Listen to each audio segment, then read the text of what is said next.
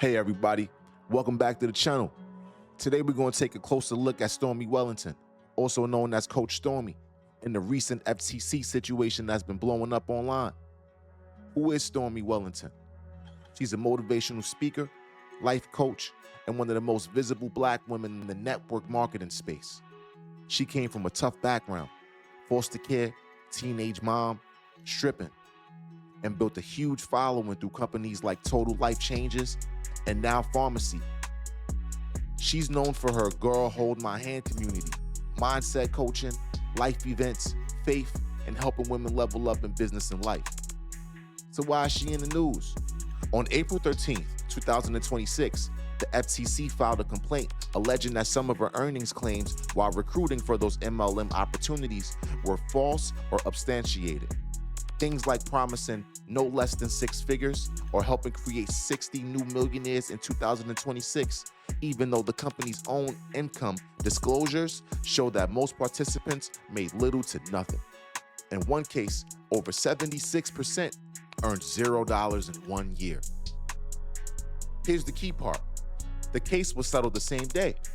Stormy entered a stipulated order agreeing to stop making misleading income claims going forward. She must back up any future claims with solid evidence and notify her downline. Importantly, she did not admit or deny the allegations. There was no trial, no conviction, and no fines or restitutions ordered by the FTC. If this were a massive scam with thousands of victims clearly owed money, the FTC would have gone after compensation. And that didn't happen. Now let's talk real numbers. In the MLM industry, success rates are very low. Studies in FTC analysis often show that 99% or more of participants lose money after expenses, with 95% quitting within 10 years. Only a tiny percentage, usually the top recruiters, make significant income. But here's the bigger picture I want you to see. Low graduation rates or success rates exist in a lot of industries that nobody automatically calls scams, like the music industry, and we can go on for days.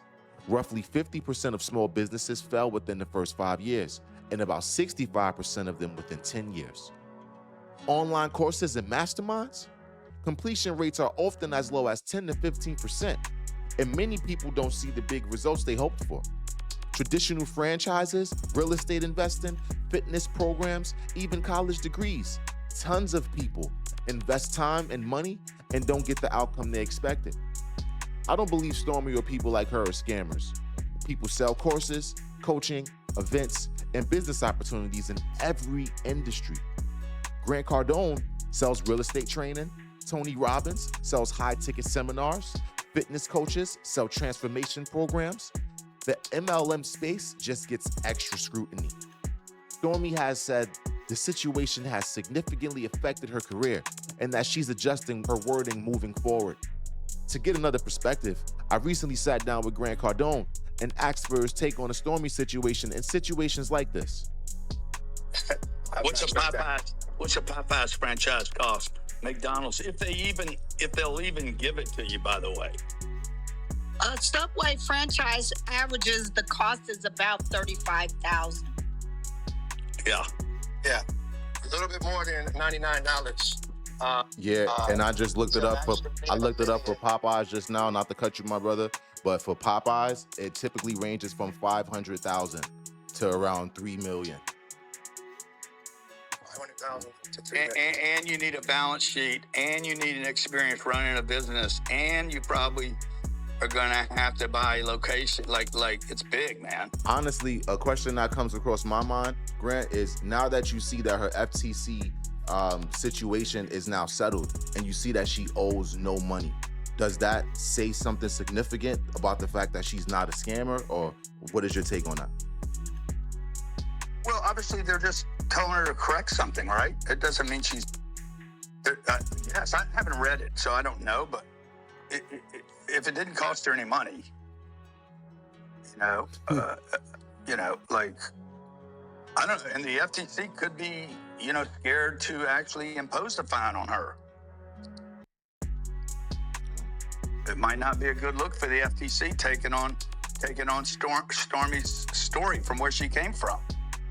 I'll tell you, the other thing I respect about Stormy is how she's handling this on her Instagram page, telling people what happened. Most of these guys, I know 3 other guys that got FTC charges against them. Some of you would know their names. They just went, all white guys, by the way, just fucking ran and hid like little bitches. Stormy came out and said, hey, this is what happened. And I think she stood up nice.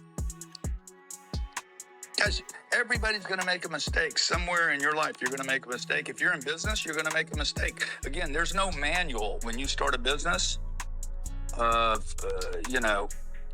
what you can and can't do. Nobody knows. Like, I remember I was hiring people, and I asked this person, well, tell me about your last job. Tell me about your credit. Tell me about your money. I didn't know I couldn't ask those questions.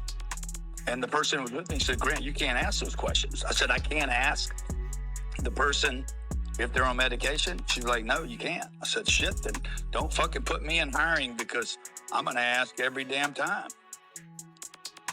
Yeah, no, that's very understandable. I think that is another thing that needs to be brought to the spotlight. It's not like y'all saw Stormy just tuck her tail and never give any reaction.